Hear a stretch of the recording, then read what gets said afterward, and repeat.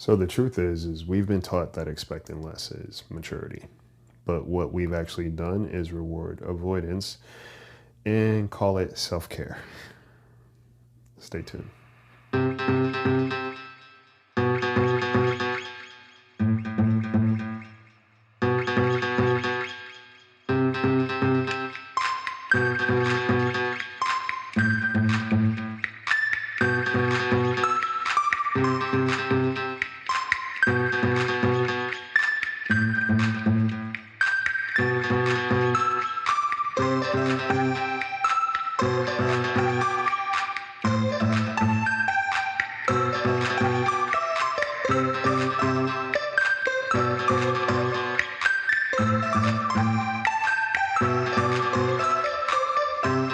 Guys, what's going on? Welcome to the Bird Brain Podcast, where the goal is to rise above it all, stay elevated, create that infinity, and up your you. I'm your host, Isaiah. And before we get into it, I wanted to let you guys know that the It's Just Information hoodies are officially dropped. I know a lot of people were asking for it. You saw it on my video. And you're like, hey, where can I cop that? Well, ask and you shall receive. I'll be putting the link in the description of this episode so you can go get yourself one, and it's limited availability. So yeah, I'm just putting it out there. It's just information, y'all. But I'm really excited to finally launch this and give you guys access to it, because it's been something I've been chewing on for a while, and this just felt like the right time to do it. So we in there. All right. First of all, how are you guys doing? It's currently this is the fastest I think I've ever seen a January go by. It's usually slow, it's usually foggy, but I think there's some steam under this January. Check in with yourself. How you been feeling so far? What's been going on? How have you been moving through things? What have you been accomplishing so far? Do you feel pressure to do certain things, or do you feel like you were in the right place and you were showing up properly? What do your relationships look like? How do they feel? Okay. Do an examination. Just kind of recalibrate, see where you are. You know, this episode is so many conversations that I think I've had personally, I've had on my platform, I've had on the podcast, but it's so funny because it keeps holding up a mirror, which I think is so cool. First of all, we have a loneliness epidemic. Right? That's just what it is. Everybody's kind of lonely. That's why social media does so well. Because we are looking for connection in such a way where you have a lot of people who don't want to be responsible for their connections, but you have everybody who is desiring some connection, whether it's healthy, whether it's not. By design, we are just creatures of connection. And at the end of the day, it's about how we move through it. What is that process? And I think one of the things that gets thrown around too often and almost weaponized is this concept of expectations. To the point expectations has become bastardized, where if you say it, it's like a curse word, right? It's a slur, it's a derogatory thing. Like the fact that you have expectations is horrible. It's deplorable, right? You're a witch. It's a problem, and I keep hearing it from people, and the visceral responses sometimes that people have to this idea that we all have expectations, for one, and that they also have a responsibility in their relationships when it comes to people's expectations. Now, that's not the same as saying that you have to meet everybody's expectations, but what it says is you have responsibility for your connections, right? Expectations versus entitlement. That's an important distinction. Expectations equal clarity plus reciprocity. Entitlement is a wanting without contribution. And the funny thing is, there are some people who think that others should not have expectations of them and have a certain level of entitlement that they should always be met with care when they're ready. And while we won't always say that out loud, we most certainly exhibit those qualities. I even saw a video recently where someone was saying how they are fed up with the dialogue around friendship or lack thereof and low maintenance and all these other things. And they were saying how they just wanted somebody they can do their daily things with, right? I don't have the capacity to do much more than that, but I would love to have somebody come along and shop with me or whatever the case may be. Blah, blah, blah, blah. And if you listen a little bit closely, or you listen a little bit closer, they are saying, I have a need. I have a need. I have a desire where I expect another person to fulfill that role to some capacity and degree, to meet my need. But this person is showing up at their expense on my behalf to get what I need out of it. And the expectation that they are cool with it, right?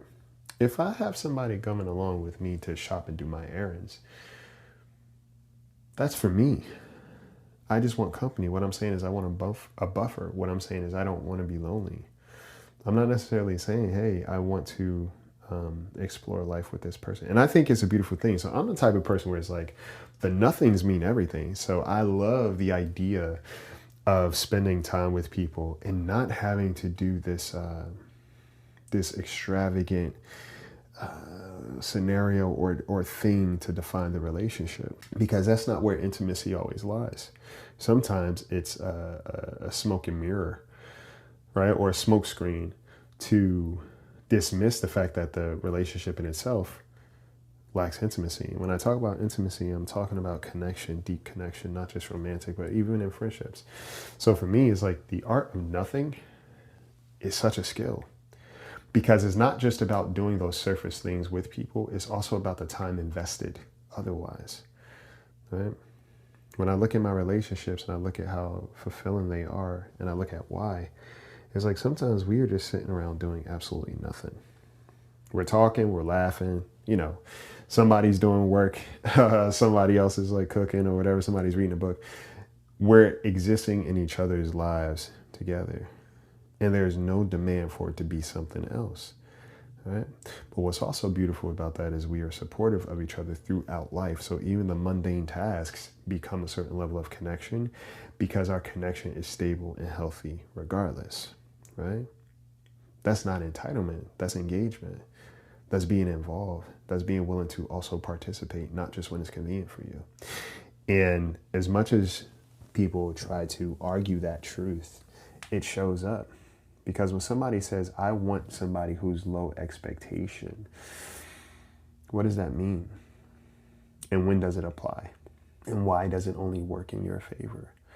Truth be told, you will rarely find people who are... Well, first of all, let's look at what low expectation translates to, right? Because it's not like a lot of people are saying that you have to buy me gifts all the time, you have to do this, you have to do that. They're saying, hey, I just want to be clear of our connection. I would actually appreciate that, right? Especially if it feels lopsided. Hey, I want to just make sure that the effort that I'm showing up to with makes sense in this relationship. Otherwise, I'm willing to adjust. I am willing to adjust. But see, that's the thing. People don't always like when other people are willing to adjust to their negligence, because it does a couple things. One, their needs stop being met. Two, it starts to hold up a mirror to their character and how this person operates. And three, it starts to reveal an inconvenient truth. I might be selfish and very self-centered, and I only like things on my terms. Nobody's going to outwardly say that, right? But we find different ways to communicate that. I just love low expectation people, right? I love low maintenance people. Right. It really takes a village. And one of the main components that is missing in a lot of connections is the willingness to be the villager. A village requires participation. A villager contributes even when tired, within reason. You cannot want village benefits while opting out of village labor. And truthfully, the risk isn't just in showing up. The risk is also being the one who always does. And that's the part that people don't want to sit with. So somebody may talk about, how risky relationships are, and that's why they don't really engage much. Okay. But somebody may recognize that you may be risky because how you engage only seems to be contingent on your feelings. You're not self-aware enough or willing to be self-accountable enough to understand that, hey, if I am desiring intentional and healthy connection, it may require me to kind of step outside of my own convenience, my own ego, my own pride, my own limitations, because we all want somebody to come correct with us. Nobody likes to be mishandled, but we are always looking to feel okay about how we mishandle others. And truth be told, low maintenance friendship is often misused. You know, low maintenance should describe seasons, not standards. And I feel like for a lot of people, it does that. Right? Low maintenance is the standard, it's not a season. And if someone can always receive but rarely initiate, that's not low maintenance, that's low accountability. And when we talk about capacity, capacity does not mean immunity. You know, when someone says, I don't have the capacity, capacity fluctuates. It's flexible. Communication definitely still matters. It is so easy to say to a person, hey, I'm not feeling well today.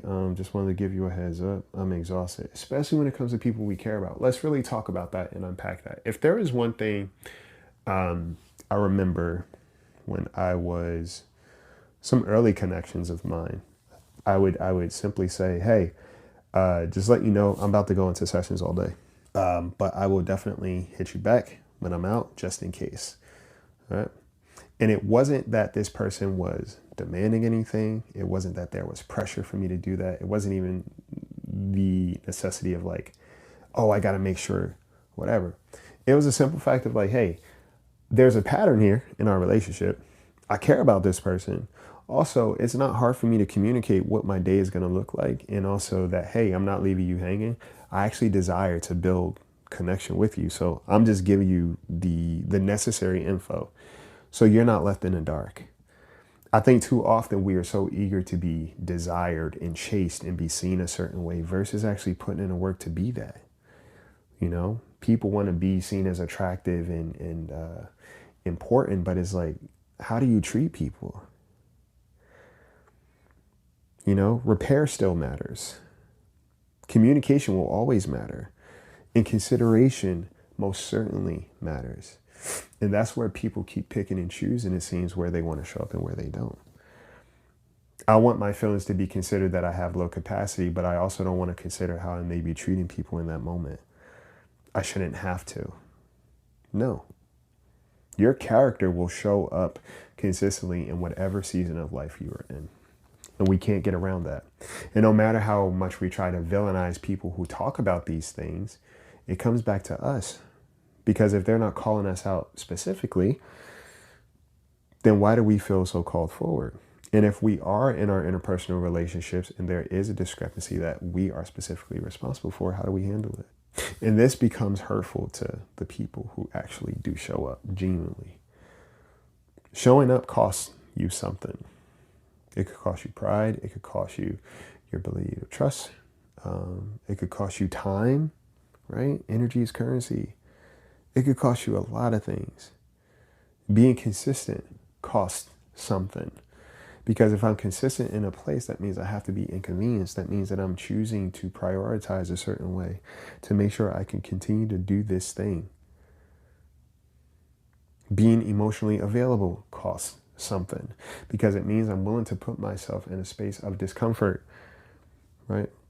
Again, of inconvenience, to also be something that somebody else does not have to heal from. It's not just about me when I step into this space. I'm also cognizant of the other person.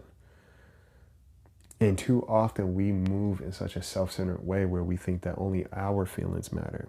Our feelings matter when we desire to have support or care.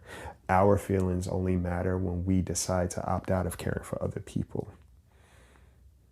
You should just always get it at any given point in time, and you shouldn't really expect to get anything from me otherwise. And this is what I say. It's like, no matter what we say, it's what we show. When we center only the person who can't show up, we erase the cost paid by the person who did. That's not a lack of nuance. That's balance. And when I talk about, any of these scenarios, some people will readily say, oh yeah, this lacks nuance. No, it doesn't. The nuance is in the fact that if it doesn't apply to you, it won't apply to you. You know, there are so many things I've heard people talk about and I would scroll right past because I'm like, oh yeah, this doesn't apply to me. Superficially, I may fit certain criteria. Somebody may say, oh yeah, you know, coaches are fraudulent or this, whatever. And I'm like, that's probably true. You know, that's probably true. You know, some people weaponize therapy speak. Yep, also true. You know, I don't feel the need to challenge it and be like, oh, what you're stating is lacking nuance, because I recognize the nuance may be in simply just how I show up as a person. That is the nuance. I don't align. I don't need to tell this person that they're wrong, especially if they're not speaking in absolutes. And I feel like a lot of times when people are calling for nuance, they are dismissing the nuance in the conversation, because the conversation does two things. It's not what they want to talk about, but it's definitely talking about them in the process. And we don't always like to be called out when we're not ready. We don't like to be seen without our permission. Consideration is a universal thing. And whether we're considerate and whether we're inconsiderate, it does show up. And people feel it. And this is why I find it interesting when people do get offended by this conversation and this dialogue, because you're showing other people that you too are sensitive when it's perceived that you are being mishandled, even if you're not. But you too want to be acknowledged. You too want to feel supported. You too want to be understood. You too want people to advocate for you and see, hey, I'm going through these things. But yeah, how do you treat people who are going through things but still showing up? And it goes back to that everybody wants to be taken care of. But we have all these checks and balances for how we take care of other people. We label them as demanding when it doesn't benefit us. And they may be looking for the same things that we've received from them for quite some time. We look at it as, oh, this person's trying to force a certain dynamic. Nobody's forcing you to do anything. And if a person reevaluates their relationship with you and even changes it or downgrades you in their life, you're now upset. Well, why is that? You just told this person you don't have the capacity to show up for them. Again, capacity is usually seasonal. It's not permanent. And sometimes we have to be mindful, because when we're telling people how inundated we are with everything else, we're also telling them that they don't make the list. And if we think that people should still be standing there after we go off and do everything else and tend to everybody else that we deemed important, then that's selfish. Just because all those other spaces did not fill your cup, but you were willing to overpour, doesn't mean that the person you abandoned is in full stock waiting for you. Relationships go both ways. Okay? So, at the end of the day, this isn't about forcing people to be more than they are. It's about being honest about what relationships can actually sustain you. And expectations don't destroy relationships. Avoidance does. Slowly, quietly, sometimes politely. I think it's really important that in our adult lives, we stop acting like kids, walking around with crayons and toys that we can just break and get a new one. People are not your entertainment. People are not your buffers. People are not your distractions. They have feelings, fragile feelings, just like we all do. And if you listen to this or you listen to anything that's out there and you think that you are the only one that deserves to have an experience, that deserves to heal, that deserves to have previous relationships that have failed them, then ask yourself, am I only willing to be a villager when it comes to the support I get from the village? Or am I willing to be just as supportive when it comes to other people within it? And you don't have to be honest with everybody else. That's a beautiful thing about integrity. The level that we have will reflect back in all that we do, and also who we choose to be around. But I'll tell you what, when it comes to low maintenance friendships and things like that, I genuinely hear people talk about it, but I rarely see those relationships. Because if two people are low maintenance at the same time, the relationship ceases to exist. And truth be told, low maintenance might be the wrong word. Because not everybody who desires reciprocity, aka desiring people to show up the same way that they do, is high maintenance and high demand. Because sometimes the people that we are calling high maintenance are not even close to the people we are willing to cater to the relationships we are willing to exist in, to those spaces that may be very dysfunctional. But we like it there because we receive some validation. But the other places require an equal participation. So it's just something to sit with, and let it land however it needs to land. But hey, remember that the projection has nothing to do with what somebody else is saying. It's more about what we say versus what we do. And if the two things are congruent or incongruent. And no matter what we try to argue, our relationships historically will always reveal the truth of how we move, whether we like it or not. Okay? So just think about that. A lot of times it's not about low expectations being the priority. It's about avoidance of accountability. Take care of yourselves and genuinely take care of each other and take inventory. Take flight.